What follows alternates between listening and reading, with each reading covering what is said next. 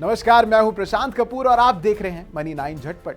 वेतन भोगी tax payers और नॉन ऑडिटेबल यानी जिनको ऑडिट कराने की जरूरत नहीं होती है, ऐसे टैक्स पेयर्स के लिए वित्त वर्ष 2021-22 के लिए इनकम टैक्स रिटर्न फाइल करने का अंतिम समय यानी डेडलाइन खत्म होने में अब बस कुछ ही गिनती के दिन बचे हैं।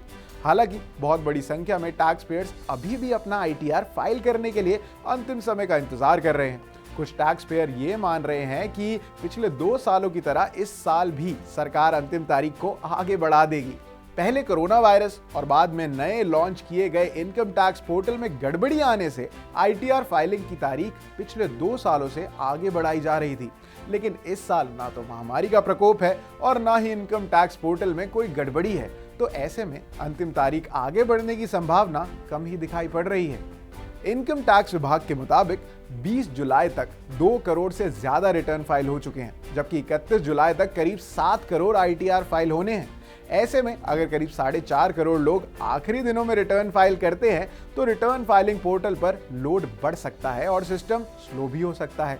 इस तरह की दिक्कत से बचने के लिए जरूरी है कि आप भी रिटर्न फाइल जल्दी से कर दें। टैक्स एक्सपर्ट्स का भी यही मानना है कि रिटर्न भरने के लिए लास्ट डेट का इंतजार नहीं करना चाहिए।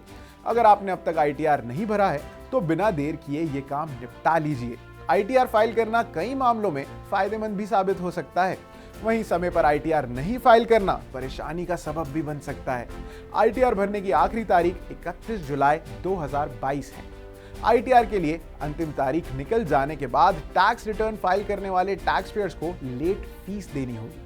डेडलाइन के बाद अगर किसी इंडिविजुअल टैक्स पेयर की सालाना आय 5 लाख रुपए से ज्यादा है तब उसे 5,000 रुपए की लेट फीस देनी होगी। अगर टैक्स पेयर की एनुअल इनकम 5 लाख रुपए से कम है तब उसे लेट फीस के रूप में 1,000 रुपए भरने होंगे। टीएस लॉ फर्म के पार्टनर जसपाल सिंह सेठी का भी कुछ ऐसा ही मानना है। उनका कहना है कि टाइम पर आईटीआर फाइल करने के बहुत सारे फायदे हैं। अगर आपका रिफंड बनता है तो जितनी जल्दी आप इनकम टैक्स रिटर्न फाइल करेंगे उतनी ही जल्द रिफंड आपके खाते में आ जाएगा। इसके अलावा लास्ट डेट पर रिटर्न फाइल करने पर अक्सर गलतियां हो जाती है। टाइम पर रिटर्न फाइल करके आप इससे बच सकते हैं और डेडलाइन के बाद आईटीआर फाइल करने पर जुर्माना भी तो देना पड़ेगा।